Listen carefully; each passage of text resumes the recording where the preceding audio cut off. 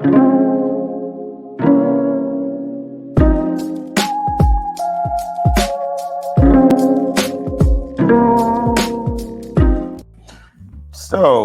we have reached the end of the program, and this is about a question that I got out of the Guardian, and Ryan Baldini.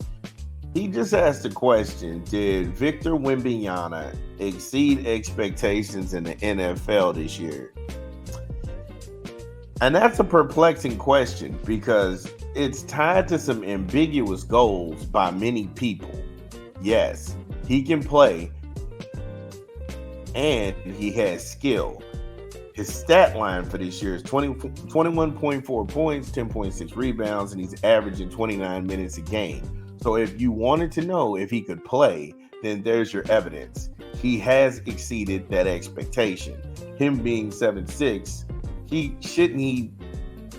like when it comes to the rebounds, he's averaging 10.6, and he's 7'6", so shouldn't it be more than 10.6 rebounds? I mean, at some point in certain quarters, you're the tallest person on the court. And I'm just asking, and I'm not demonizing him or talking down on his resume, but that's fair. That's a fair question. If I'm the tallest person on the court, I should have more than an average of 10 rebounds. So let's just look at the draft picks going back to 2020, because one constant excuse from Wembyites is he doesn't have any help. So let's just actually examine that. Like in 2020, for example, they had 2 picks. Devin Vassell, 11th out of FSU. Trey Jones, 41st out of Duke, 2nd round. 2021, they had Joshua Primo, 12th, and he was the guard from Alabama. Then they had Joe Wisenkamp, 41st. He's a small forward from Iowa. 2022, they had 3 picks. You have Blake Wesley at 25th. That was the guard out of Notre Dame. You have Malik Branham. He went 20th. He was the guard/forward from Ohio State.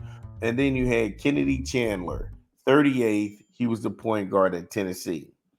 Then you had last year's draft with, of course, Victor Wembanyama being the overall number 1 pick.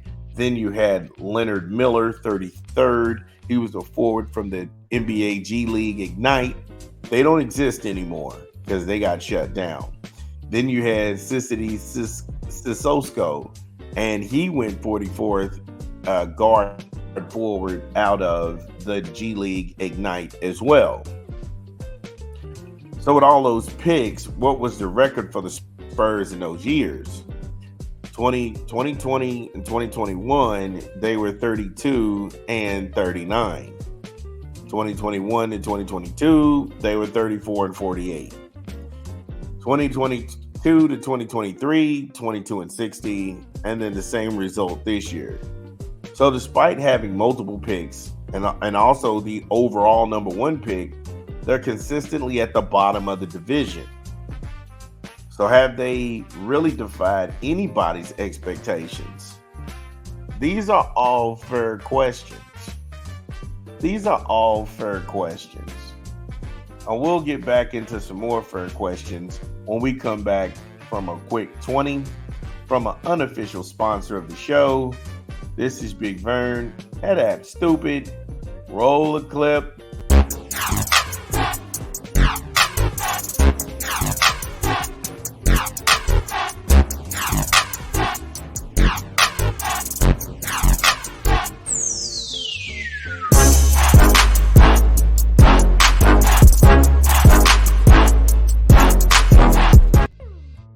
Yes, Subway, eat fresh, refresh.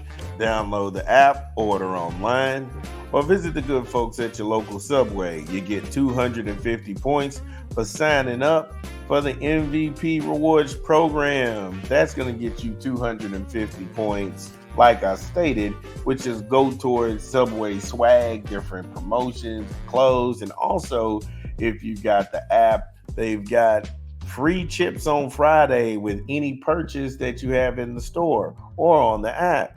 You can use the subway points towards your purchases also when you show up to Subway to redeem those benefits. So many options, so many benefits. Subway, eat fresh, refresh. So when we last left off, we were talking about the draft picks and how, regardless of how many picks they get, regardless of how many skilled players, the San Antonio Spurs are still at the bottom of the Western Conference. And so, if you're going to single this out and ask, is Victor Wembanyama exceeding expectations in the NBA? I mean, as the overall number one pick, you're supposed to be able to do all of the things they say you can do. Now, for a man his size at 7'6", it's really amazing to see how nimble he is in space, how he can actually get to his spots, and the way he finishes. I have to go ahead and give him credit for that because that's dope. If you don't, you're a hater. I'm looking at the totality as a team, so I'm less about Victor Wembanyama because I don't know what expectations I had for him. And when I look at this article that was posed by The Guardian, I'm like, okay, so you have Wembanyama. And how many of these other current picks that you had from 2020 all the way up to this year, there's only 6 players from the 8 who are still with the team on the current roster. So if you're asking, is the roster defied expectations? Then I don't know, because honestly, more have worked out than not. But the organization hasn't won 35 games in 4 years. And you see why this is a loaded question?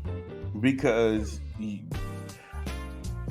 the mantra always is, oh, this isn't a team. This is a team sport. This is a team sport. You got to be willing to take one for the team. 5 of us can go ahead and be one good player.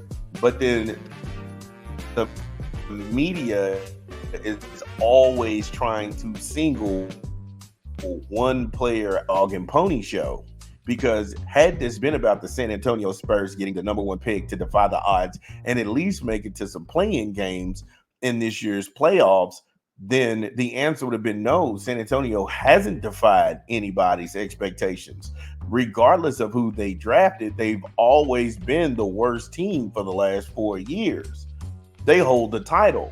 And it takes a lot, trust me, it takes a lot of failing to be worse than Portland.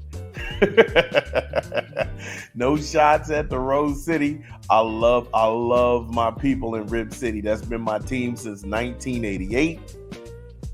Before a lot of you all listening to me was even born, I was a Portland Trailblazer fan. I had the jacket. I had everything. I even, like I said, it's the moment that the NBA League Pass became a thing, I was getting it just for Portland games. I live it. I know it. But it takes a whole lot of failure to be worse than us. And San Antonio does it consistently. They've done it. They've done it. So, again, it's a loaded question. I don't think it's a fair question. I don't think it's fair for Wembanyama because it's early in his career. Just enjoy what you're seeing. Enjoy watching a guy 7'6" who can actually dribble. He can run the floor like a forward because they have him listed as a forward. Not only can he shoot the three, he can take you off the dribble, and then he's got that quick first step where he can just, if he leans from the mid post, he's dunking. If he leans from the mid post, he's dunking. I know they said they weren't going to put any more muscle on his frame or any more meat on his frame, but I'll be honest, he played 72 games this year. So him playing, no, I think he played 71 games. 71 games. If I had a complaint, I would like to see him play 82 games. He wasn't hurt. He didn't need to rest. The kid is 19 or 20. He can play. He can play 20 games. He can play 82 games. He can play those 82. That's not gonna kill him. Not gonna kill him at all. But again, that's been our time. I've had a ball. I'm back. I got content coming. Just like I said, be patient. Bear with us. We got content dropping. This is Big Vern at Ab Stupid. I love everybody. We'll see you tomorrow.